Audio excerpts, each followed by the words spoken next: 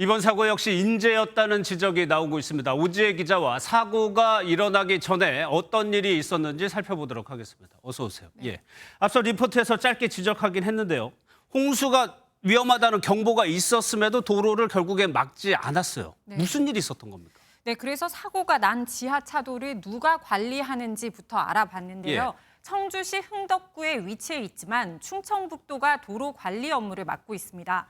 당시 충청북도 도로관리사업소 측도 비상근무 중이었는데요. CCTV로 실시간 모니터링만 했지 도로 통행 제한은 하지 않고 있었습니다. 들어보시겠습니다. 저희는 비상근무했는데 연락 못 받았어요. 홍수 주의보나 경보는 다 왔었잖아요. 네. 이게 이제 미리 조치할 단계가 아니었던 건가요? 저까지는 지하철도 물이 있고 이런 적이 아니었으니까요. 글쎄요, 도로관리사업소에서 CCTV로 보고 있었지만 도로를 막진 않았다는 건데 그러다 보니까 당연히 운전자들은 그 지하차도로 들어갈 수밖에 없었습니다. 네, 맞습니다. 제가 최근 받은 문자가 있어서 한번 준비해봤는데요. 예. 보시는 것처럼 폭우로 하천 수위가 올라 도로가 잠길 위험이 있으면 이렇게 지자체는 통행 제한 안내 문자를 보냅니다. 아, 예. 네, 하지만 이번 참사엔 없었으니 아쉬운 대목이죠. 그래서 취재해보니 미리 대비할 수는 있었습니다. 금강 홍수통제소는 특히 사고 발생 2시간 전에 미호강 수위가 우려스럽다며 관할구청에 전화를 걸어 특별 조치를 부탁했습니다. 이제 미호청교가 이제 심각 단계에 도달해가지고 주민 통제도 하고 네네. 대피하거나 이렇게 매뉴얼대로 해주시면 됩니다. 라고 저희들이 통화를 해서 그 담당자 쪽에서 네 알았다고 네네라고 대답을. 네, 이 전화 자체가 이례적이었는데요. 이에 대해 구청 측은 지하차도는 도청이 유지 통제한다면서 당시 연락을 받고 시청과 함께 미호강 주변 주민을 대피시키고 있었다고 설명했고요. 예. 충청북도는 관할 지역이 많아서 재난 문자를 여러 번 보낼 수 없었다며 오히려 인근 지역인 이 청주시청의 능동적인 대응에 아쉬움을 나타냈습니다. 예.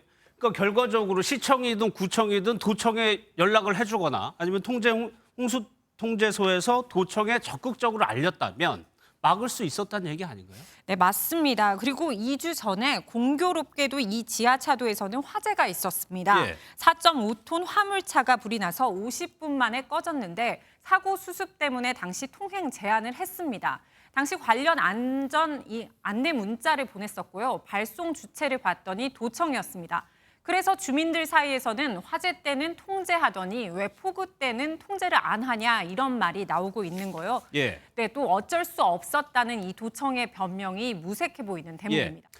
그리고 오 기자 또 하나요. 이 버스가 원래 이 지하차도로 들어가는 노선이 아니었다면서요. 네, 맞습니다. 해당 버스는 오송역과 청주공항을 오갑니다. 이 노선을 보면 청주 시내에서는 시외 버스 터미널 등 이 주요 거점만 정차를 하게 돼 있습니다. 하지만 이 당시에 도로 곳곳이 침수돼서 통제되면서 당시 운행에 지장이 없었던 구간을 찾다가 이 지하차도로 우회를 했다가 참변을 당한 것으로 알려졌습니다. 예, 결국 지하차도만 막았다면 이런 비극은 막을 수 있었다는 얘기입니다. 그런데 이런 지하차도 참사 불과 3년 전에 일어난 적이 있었어요. 네, 그래서 살펴봤더니 부산의 한 지하차도에서 있었습니다. 예. 당시 차량 7대가 불어난 물에 잠겨서 3명이 숨졌는데요.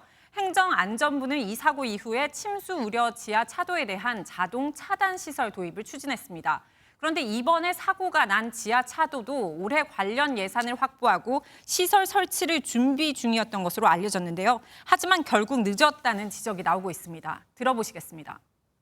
차단기 설치하는데 몇 년이 걸리는 것도 아니고 재난에 대해서는 가장 우선적으로 예산도 배정하고 처리도 신속하게 하는 그런 대책을 마련하는 것이 중요하겠습니다. 새겨들어야 할 대목이 있는 것 같습니다. 지금까지 오지혜 기자였습니다.